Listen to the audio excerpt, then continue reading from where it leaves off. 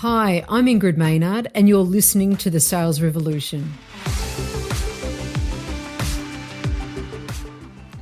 So with The Sales Revolution, I talk about the reason why we need a sales revolution. Traditional sales models focus all around either a salesperson or a sales team or even a revenue generation team or function. And my experience is that it's not enough anymore. And so what I'm going to talk you through today is why the relationship must be with an organization. When I say the relationship, the customer relationship, why that needs to be with the organization rather than just with the salesperson.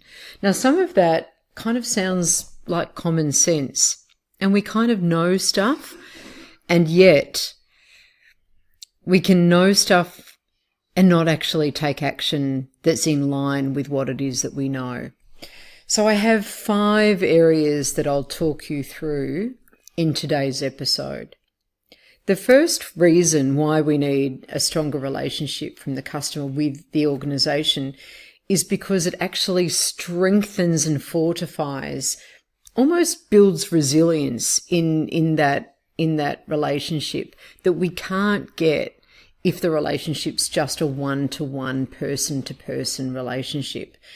Because when you've got an entire organization really making that customer feel like they matter and having a sensational experience at every touch point across the business, and even with those touch points that are not necessarily direct, but there's been thought about that particular customer put into everything that happens, it makes a customer feel a certain way that you just can't get with one person. It's impossible. But when you have a whole organization all working in harmony to create that different experience for a customer, you have multiple great relationships. So just even on a practical level, if one person leaves, it's not the end of the world. That customer has multiple great relationships. But even more than that, it's about the experience that they have that's reinforced every time they have any kind of interaction with the organization.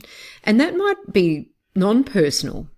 So this is what I mean about even those indirect relationships. When everyone understands that we must have the customer at the heart of everything that we do, then it's things like, the website, any kind of LinkedIn or social media experience is congruent with that. It might be the way that something's delivered, the packaging, the experience of how that's, placed in somebody's hands when they first open something up, if it's a physical good.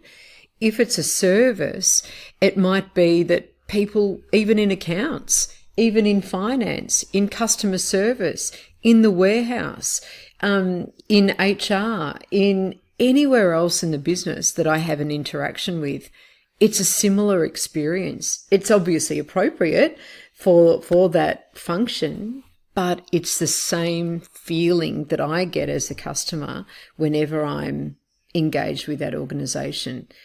So it just fortifies that relationship. It almost acts like a protective shield, I would say. More about that in subsequent episodes. So that's the first thing. The second reason why the relationship should be with the organization rather than one person is because customers stay loyal for longer. And the benefit of that is that you have revenue continuity. And you think about the times that we're in at the moment, and they're not going anywhere for a little while, at least.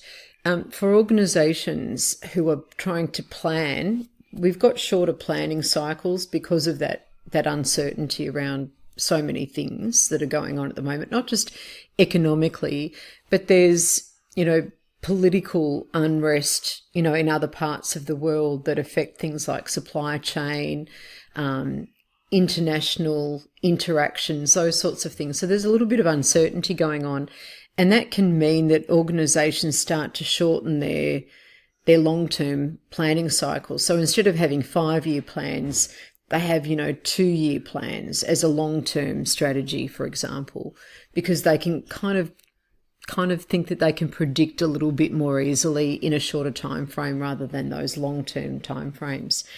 So when you've got that going on, you need to have revenue continuity, or it certainly helps. When you have customers who are loyal for longer, you get growth from those customers. And the reason that you get growth is because they're already happy with the organization. And so when a salesperson then finds opportunities to grow revenue with that customer, you're preaching to the choir. You don't have to go back to the start. You're not selling them on the organization. You're selling them on the opportunity. Because when you start with a brand new customer, you have to kind of sell them on the organization, the opportunity, the potential. Well, all of that's already there. So it's really just on the opportunity. So you get those incremental growth spurts, which is far more profitable growth. So you get that. They also refer other people, and usually who they refer are people just like them. And if you've got these fantastic loyal customers who you love dealing with and they love dealing with you, where there's that mutual enrichment there, they're going to bring more of those customers to you. What a joy. So then that build is not only just profitable growth, but it's joyous growth. It's harmonious growth. It's growth that everyone feels good about. And for salespeople, that's how you're going to retain them, because they start to form these deeper relationships with their customers. There's certainty for them. There's continuity for them of all of those relationships and how they do things. They tend to get better at how they work those customer relationships. And so that's where the growth comes from as well. And because there's belief that no matter where the customer has a relationship in the business, there's going to be a congruent experience, the same one as they're promising with the customer. And they know that it doesn't matter who the customer talks with, they're going to love the experience. Salespeople have absolute belief in the offer. And when they have absolute belief in the offer, they sell differently. There's a confidence that's a quiet confidence that is just transmuted in every conversation, number one. And number two, they tend to stay around for a lot longer. And if you're like most organizations in the last couple of years, you've struggled probably to keep your best salespeople because they're highly sought after and everyone wants them.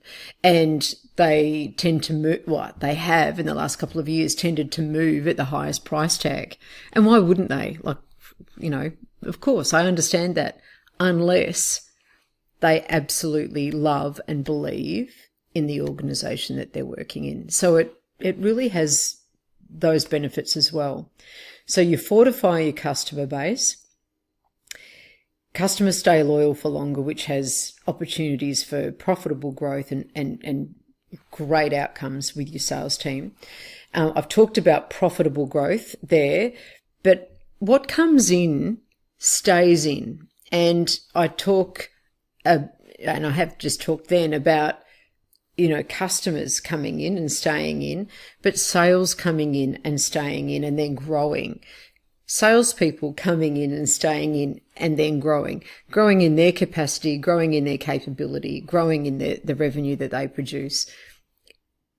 It's a beautiful thing, as opposed to great sales coming in, something happening somewhere along the value chain, whether it be in sales, often isn't, and somewhere else in the business, maybe even before the customer even has an interaction with the salesperson.